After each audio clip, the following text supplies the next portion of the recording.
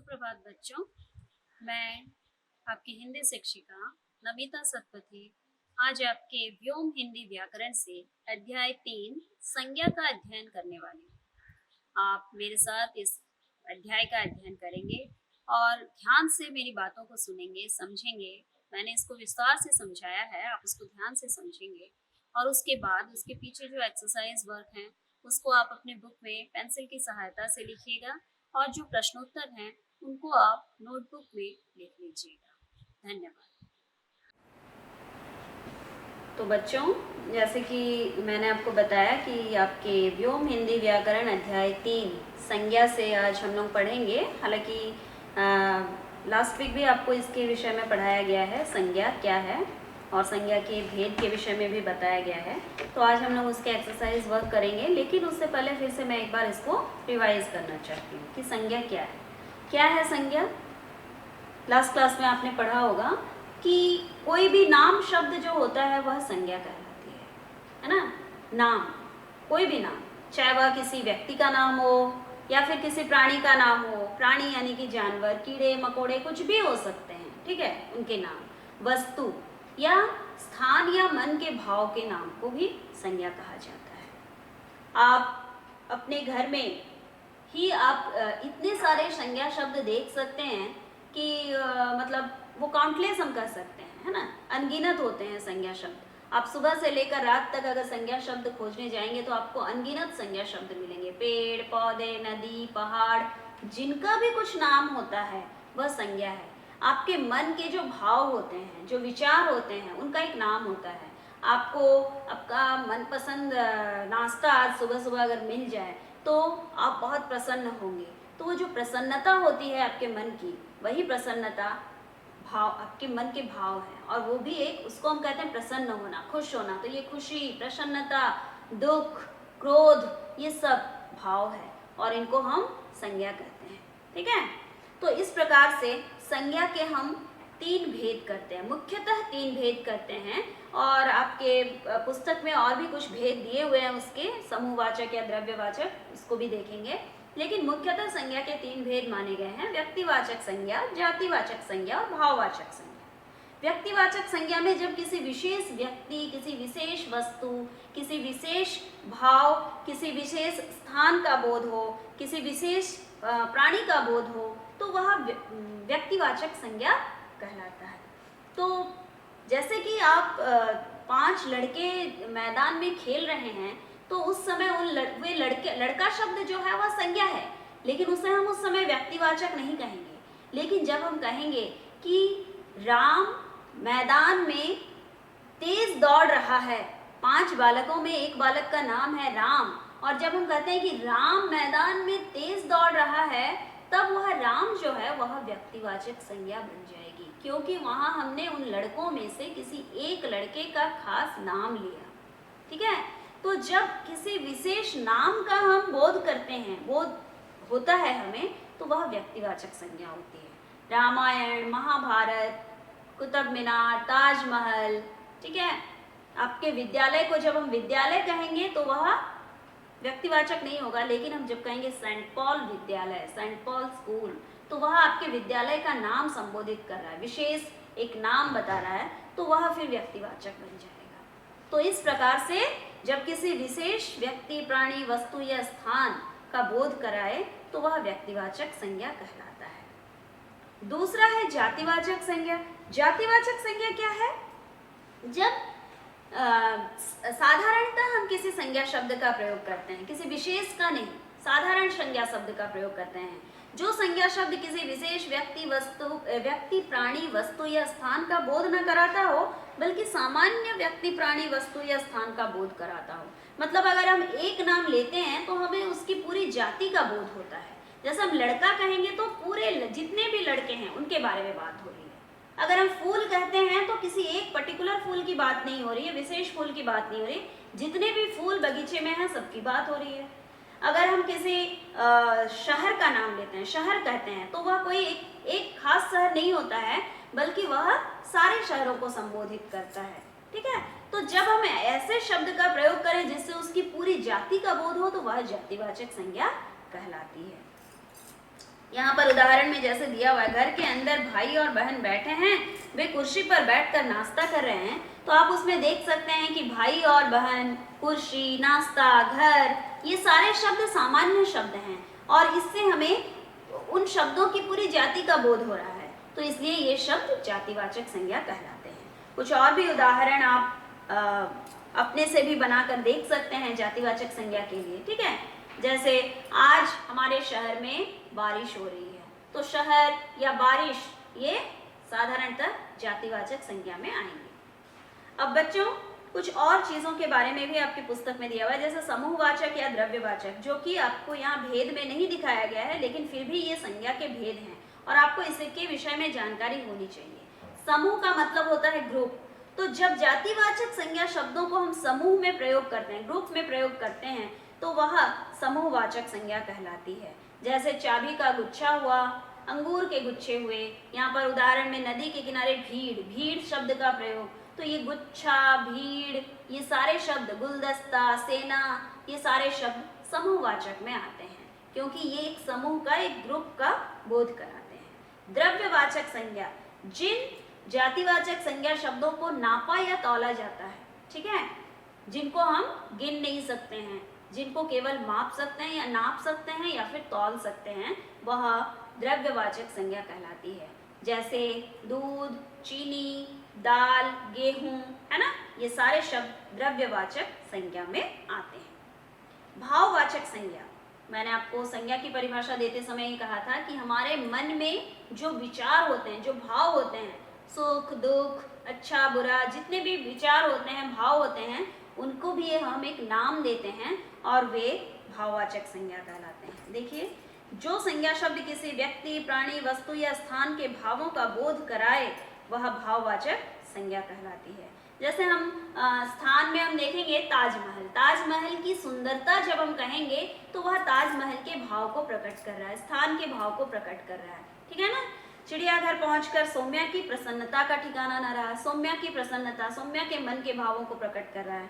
तो इस प्रकार से जब मन के भाव या किसी भी चीज के भाव का बोध हमें पता चले, किसी स्थान के भाव का बोध, किसी वस्तु के भाव का अर्थ हमें पता चले, तो वह भाववाचक संज्ञा कहलाती है। बच्चों, पेज नंबर 21 में एक तालिका दी हुई है, एक लिस्ट दिया हुआ है, वहाँ भाववाचक संज्ञा शब्द दिए गए हैं, जिससे आपको इसके विषय में और विस्तार से जानकारी मिलेगी कि भाववाचक संज्ञा शब्द आखिर होते क्या हैं। देखिए, इसमें बचपन, बुढ़ापा, खुशी, क्रोध, उदासी, चालाकी, उदारता, इस प्रकार के अनेक शब्द दिए हुए हैं। आप जरूर इस तालिका को पढ़ेंगे और आपको पता चलेगा कि कितने भाववाचक संज्ञा शब्द हमारे इर्द गिर्द हैं। अब आपको अभ्यास कार्य करने की आवश्यकता है, जिसमें सबसे पहले हम जो एक्सरसाइज में जो प्रश्न लिखित कौशल में प्रश्न 2 से हम पुस्तक में किए हुए हैं, और बाकी जितने प्रश्नोत्तर हैं लिखित कौशल के नंबर 1 में 3 प्रश्नोत्तर और मौखिक कौशल में प्रश्न 2 के 2 प्रश्नोत्तर, इनको मैंने आपको अलग से टाइप करके दिया हुआ है, अभी आपको मिल जाएगा। तो पहले हम एक्सरसाइज वर्क देखते हैं कि प्रश्न 2, लिखित कौशल के प्रश्न 2 में दिया हुआ है कि 2 व्यक्तिवाचक संज्ञा शब्द लिखो। इसको आप खुद से भी पढ़ने के बाद, अध्याय पढ़ने के बाद इसको करने में कोई दिक्कत नहीं होगी, फिर भी मैंने आपकी सहायता के लिए कर दिया है। आप अपने पुस्तक में इसी ढंग से पेंसिल की सहायता से पुस्तक में पूरा कीजिएगा, ठीक है। देखिए, बालक, राम, मोहन, बालक के 2 नाम लिखेंगे आप अलग नाम भी लिख सकते हैं, लेकिन स्पेलिंग करेक्ट होनी चाहिए।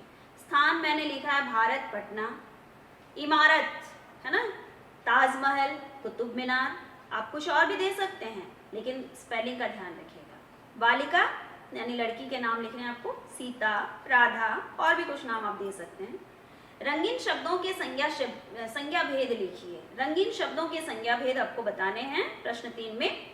अनिल सो रहा है, अनिल क्या कौन सा संज्ञा है? व्यक्तिवाचक। उसकी बहन आई, बहन कौन सा शब्द है? जातिवाचक। मोहिनी के चेहरे पर उदासी छा गई, उदासी कौन सा शब्द है? भाववाचक। पिताजी आगरा गए हैं, आगरा एक पर्टिकुलर शहर के बारे में बताया जा रहा है, कौन सा शब्द होगा?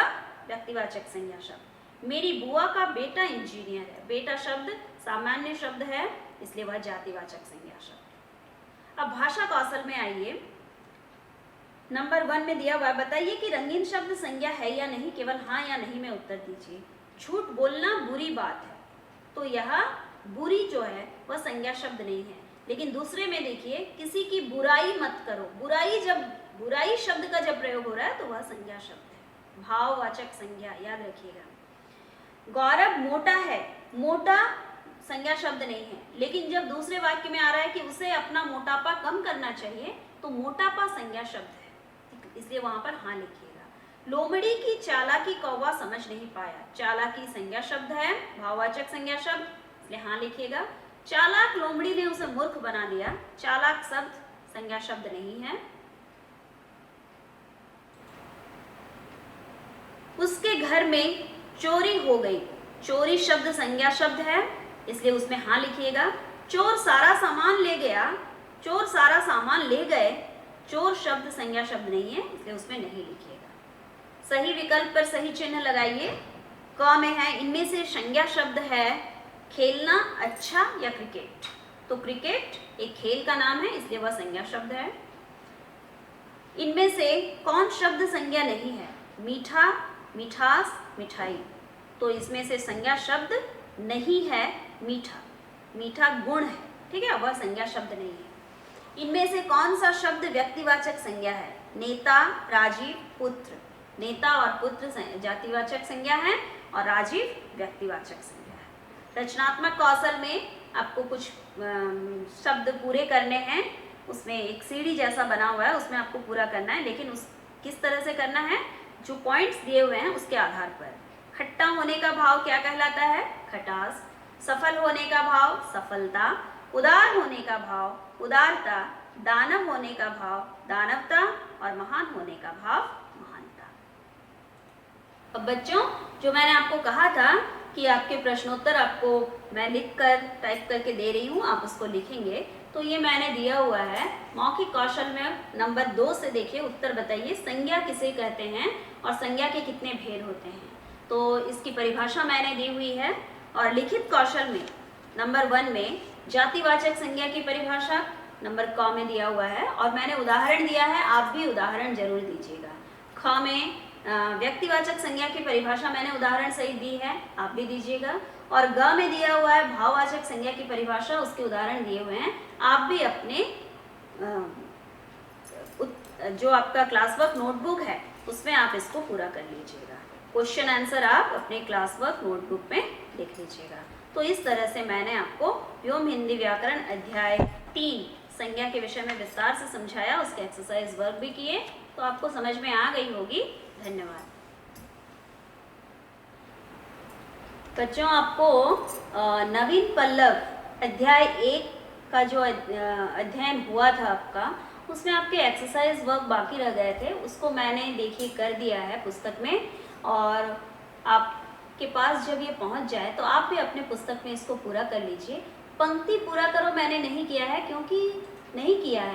क्योंकि आपके पुस्तक में कविता है और मैं चाहती हूँ कि आप उस कविता को पढ़ें और उसमें से देखकर इन पंक्तियों को पूरा करें। और बाकी जो व्याकरण एवं भाषा कौशल है उसको मैंने पूरा कर दिया है, और जो पर्यायवाची शब्द लिखने के लिए दिया गया है वह तो सही ढंग से समझ में आ रहा है। जो समुच्चरित शब्दों का वाक्य प्रयोग द्वारा अर्थ स्पष्ट कीजिए, उसमें सही ढंग से सब मैंने लिखा है, आप उसको ध्यान से देखिएगा। प्रण, हिमालय अपने प्रण से कभी नहीं डिगता है, डिगता है मतलब हटता है ना। प्राण, देश के सैनिक अपना प्राण देकर सीमाओं की रक्षा करते हैं। बच्चों ध्यान से सुनिए, यहाँ लिखा हुआ है सीमाओं की रक्षा करते हैं। शीश, हम शीश झुकाकर ईश्वर की प्रार्थना करते हैं। शशि, शशि यानी चंद्रमा, पूर्णिमा के दिन शशि गोल रूप में दिखाई देता है, ठीक है। जग, सूर्य जग में प्रकाश फैलाता है।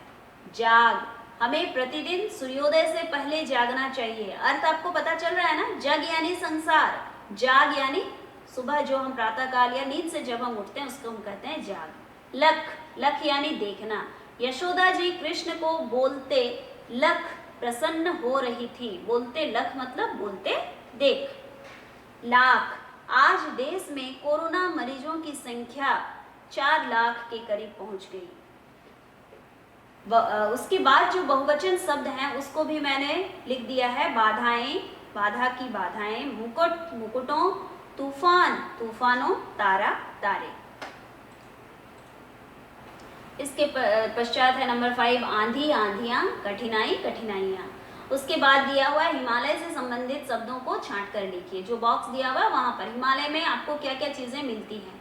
बर्फ मिलती हैं, औषधियां मिलती हैं, पार्वती जी वहीं पर शिव और पार्वती का वास है तो पार्वती शब्द भी उससे संबंधित है।